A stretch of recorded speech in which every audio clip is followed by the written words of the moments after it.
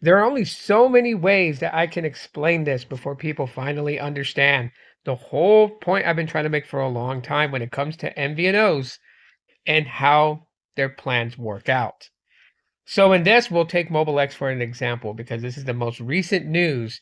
Whereas if you knew or didn't know, Mobile X was offering a $25 plan, which gave you basically unlimited talk and text and then 199 gigabytes of high-speed data, pretty much calling it like an, fully unlimited plan.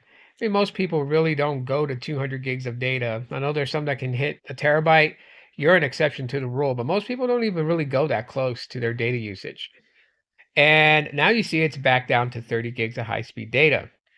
And what's even more alarming is the fact that their $15 plan, which used to give more, is now back down to only 10 gigs of high speed data a month. Now, no one knows the real reason why that Mobile X had to revert back to their old offerings when their new offerings was what a lot of fans wanted.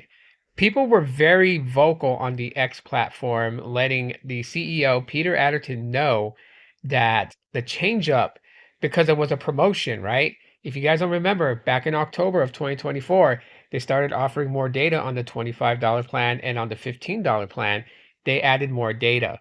And more people were just, enjoying and liking the offering that Mobile X had an explosion of activations. Trust me, I know. And with that being said, now it goes back to this.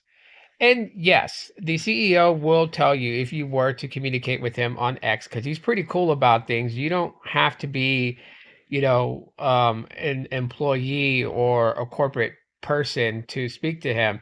He replies back to everybody that reaches out to him on the X platform. So all you got to do is just tag him in your post on X and you'll get a response.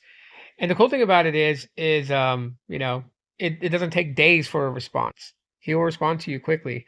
But even if you were, to ask him, like in his mind and what he's seen, through statistics and everything, most people really don't go over 30 gigs of high-speed data. And the reason why is because a lot of people have home Wi-Fi internet, which they tend to connect to when they're at home rather than running off the mobile data. They only use mobile data when they step away from their home and they're traveling out and about, having lunch with friends, getting to work, getting back home from work. That type of stuff is when people use their mobile data. So most people really don't touch over 30 gigs. But I know that this is something that he has to frown upon because it's out of his hands. That is like the most that anyone has gotten to confirm any type of reason why they reverted back to their old plan and stopped giving more data. He just basically said it's out of his hands. He can't do too much because that's breaking confidentiality between him and his partners. And so, he's got to honor that. But it just pretty much telltale signs. This was handed down from Verizon. Carriers dictate what MVNOs are allowed to provide their customers. That's how it is. No carrier is going to want an MVNO to beat it at its own game. Same applies to Google Fi. For those who complain about what Google Fi offers and why they can't do full unlimited, it's because T-Mobile won't let them. That's really where it's at.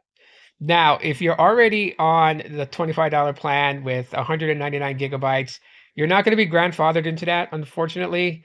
Your next bill or your next bill cycle, you will be dropped back to the 30 gigabyte plan.